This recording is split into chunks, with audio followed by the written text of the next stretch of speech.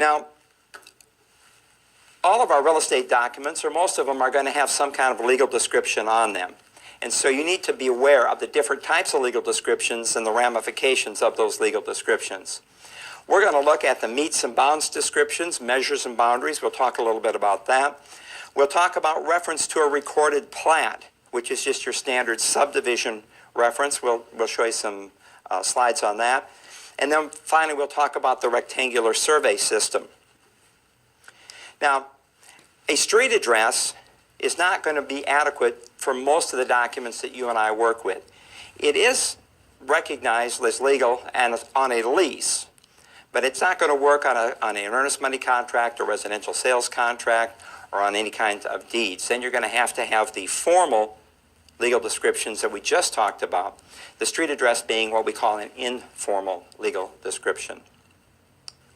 Now, in talking about metes and bounds, description of land delineates boundaries and measures distances between landmarks. Landmarks, trees, boulders, creeks, fences are called monuments. If you ever want to look at something interesting, go back and look at some of the old metes and bounds directions. They will kind of look like this.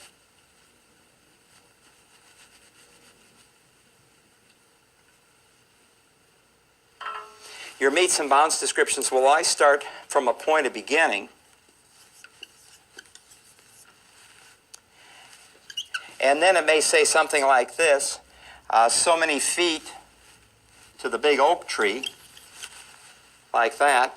And then it will come back so many feet back to a big rock pile. Rock pile kind of looks like the oak tree, doesn't it? And then it'll say something, it'll follow the middle of the creek bed to a bunch of bushes down here, and then it'll come back to the point of beginning. Very, very odd sounding metes and bounds descriptions. One of my favorites ones that I read was in West Texas, and the description said this: go westerly for the time it takes a cowboy to smoke 2 cigarettes while riding a medium-gaited horse. And then you turn south.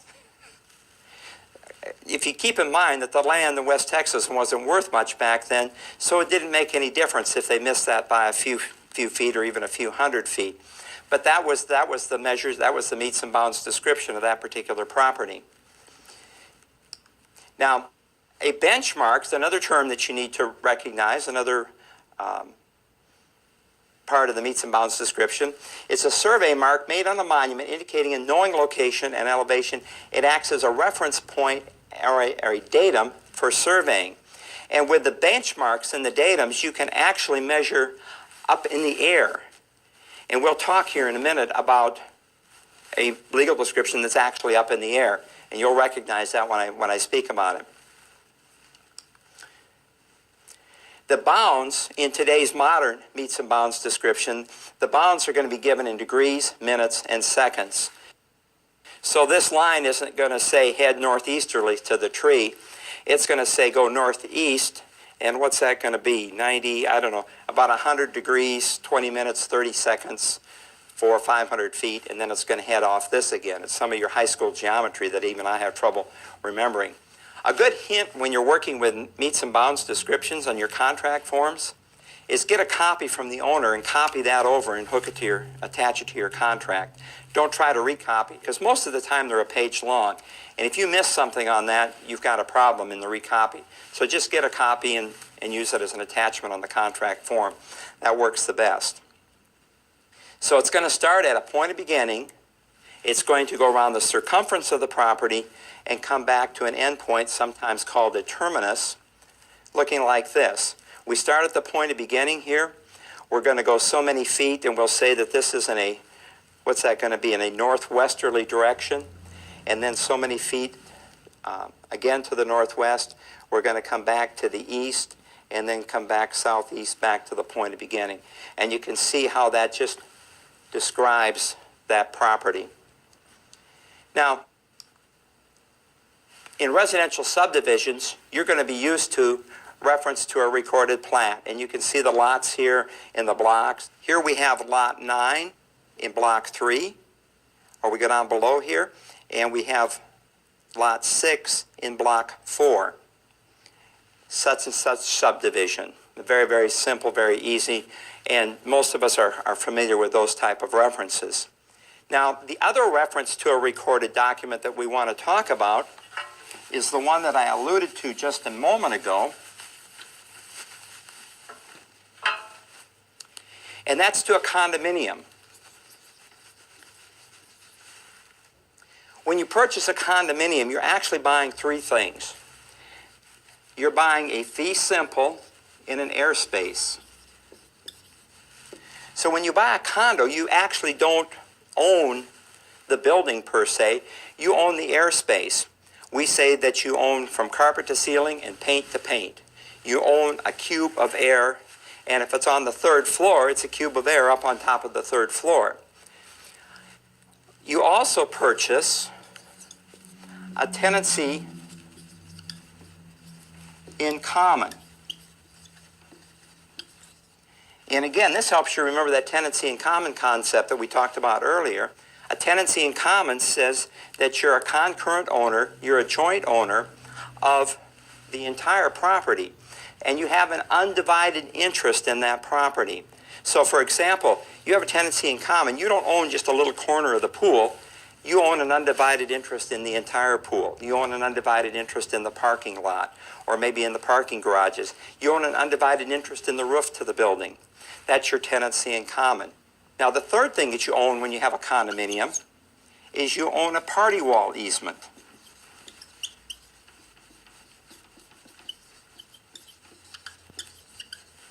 And we talked about easements. We said that easements would create ingress and egress to your property.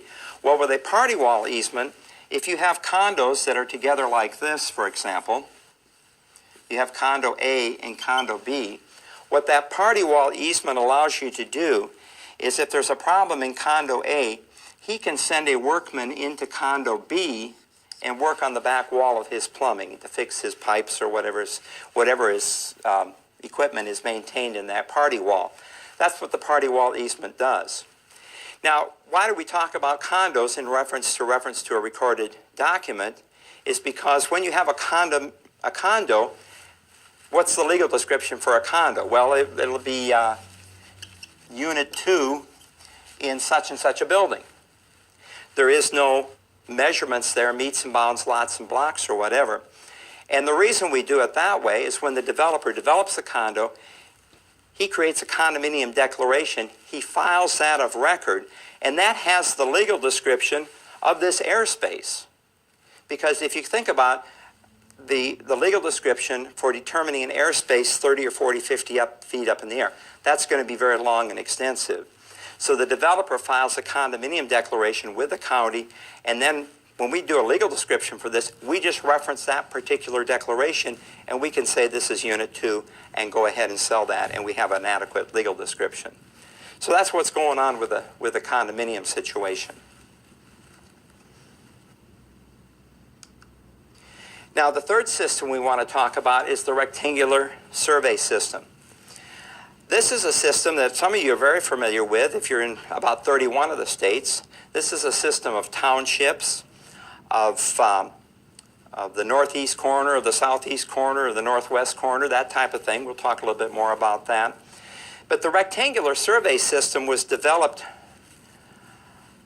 we got to go back, late 1700s, something like that, as a way to survey the entire country. When we purchased was it Jefferson that bought the Louisiana Purchase, and we had to figure out what did we purchase? And so we surveyed that entire country. As a matter of fact, 31 states use this system of the rectangular survey system, or the government survey system it might be referenced to. And what that consists of, it consists of a series of rectangles, and these rectangles are called townships. Now, each township is 6 miles square. So there's 36 square miles in a township. But notice those townships are marked. This particular township is Township 2 North, Range 2 East. Well, what does that mean? It means this. It's the second township north of this particular baseline. Baselines are lines of latitude that go around the globe, and so this township is the second township north of that identified baseline. Now you notice it says range to east. Well, the range is either east or west of the third principal, in this case the third principal meridian, and meridians, lines of longitude that go north and south around the Earth. Now, the picture here isn't exactly right. Let me show you something that's kind of interesting.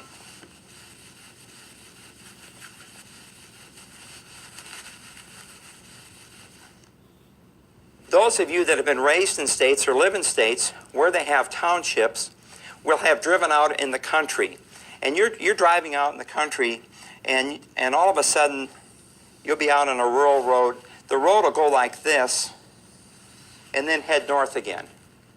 And you go, why in the world did the road turn right here? Because there's no rhyme or reason for it out in the country. Well, what's happening there is this, is that those townships are not perfect like we have on the slide here, actually. They are offset a little bit to adjust for the curvature of the Earth. I can draw these.